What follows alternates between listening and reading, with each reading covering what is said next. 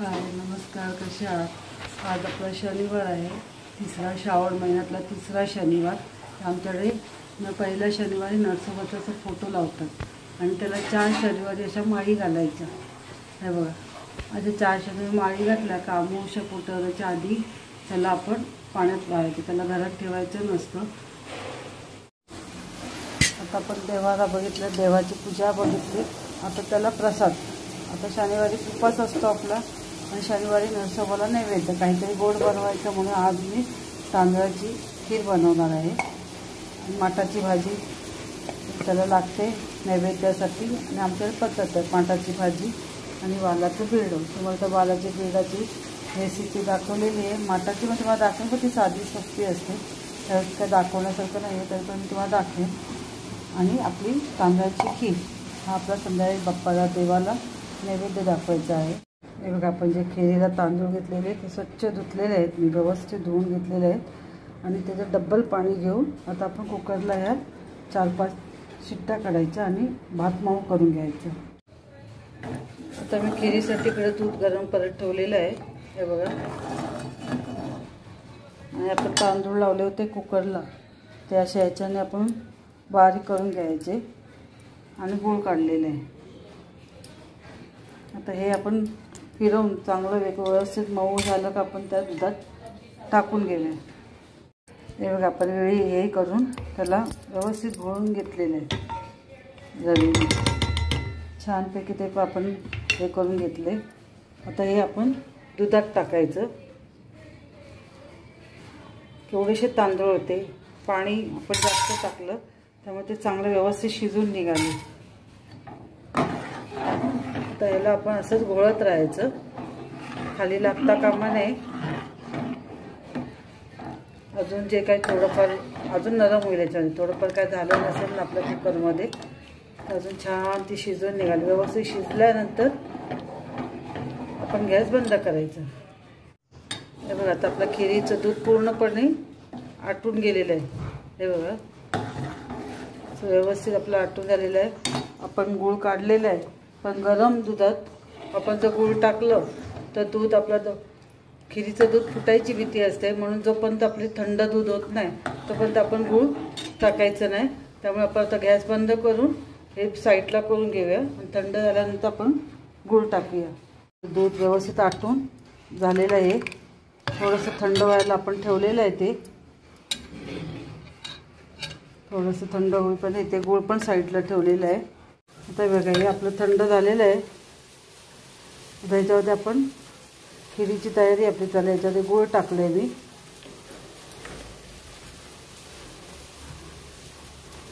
तर हे गूळ टाकून आता व्यवस्थित हे आपण हलवून घ्यायचं. हलवून ते आपलं गूळ आहे ना, तर खिरीतच हे होतं, वितळून होते. बघा, असं हलवत राहायचं.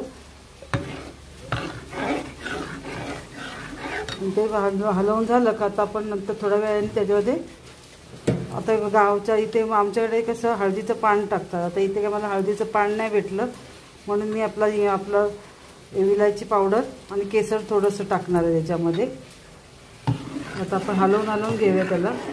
एकजीव व्यवस्थित झालं, आपला गूळ त्याच्यातच सामावून जाईल पूर्णपणे. आता आपलं खिरीचा पूर्ण गूळ मिक्स होऊन गेलेलं आहे त्याच्यामध्ये. बघा, थोडंसं आहे ते होऊन जातं. तोपर्यंत आपण ह्याच्यामध्ये केसर टाकून घ्यायचं आणि वेलची टाकून आपण ह्याच्यामध्ये केसर घालूया थोडंसं. हे बघा, थोडंसं मी केसर टाकते आणि वेलची पावडर टाकते आपली. थोडीशी सगळी पसरून टाकायची. हे बघा, केसर पावडर पण पडली, केसर पण पडलं आणि आपली वेलची पावडर पण पडली. आता थोडा वेळ हे हलवायची आणि तशी ठेवायची. आता ही आपली खीर तयार झालेली आहे. तुम्हाला माझी खीर कशी वाटली ते मला कमेंट बॉक्समध्ये सांगा. खीर तुम्हाला कशी वाटली ते, आणि तुम्ही पण कधी करून बघा नक्की. साधी सोपी आहे, फक्त दूध आटवण्याची आणि तांदूळ टाकायचे. तर ती जर प्रक्रिया आपण सांभाळली तर ही खीर खूप छान होते. हे बघा, आपली खीर तयार आहे. तुम्हाला आवडली का माझी रेसिपी? आणि माझ्या चॅनलला लाईक शेअर आणि सबस्क्राईब करा. थँक्यू. तर ते दूध आणि हे आपलं थंड होईपर्यंत इथे मी माठाची भाजी कापून घेतलेली आहे.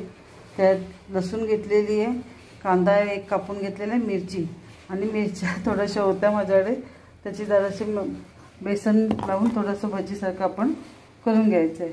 आता आपण तेल तापत ठेवलेलं आहे, याच्यामध्ये आपण ही मिरचीची भजी काढूया.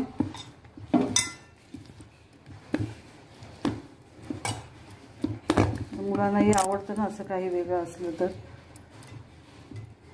आता यांचे डाएट ते आपण आता एक एक काढून घेऊया.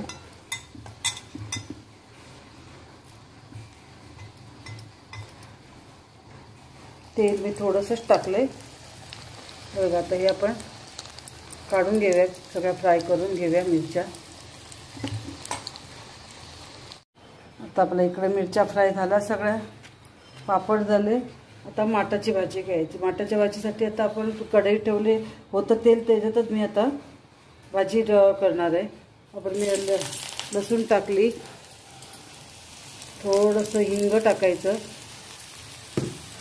आणि कापलेला आपला कांदा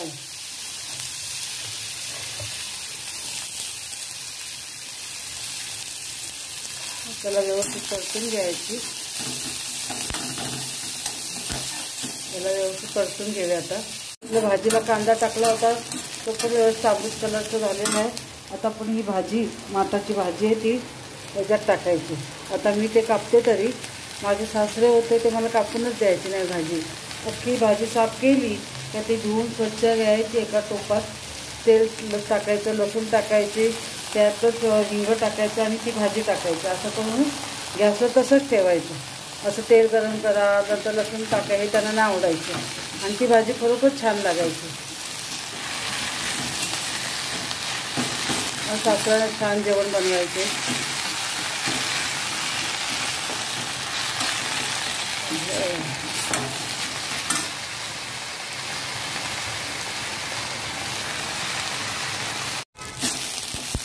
आता आपली माठाची भाजी तर थोडंसं चवीनुसार मीठ टाकायचं आपण.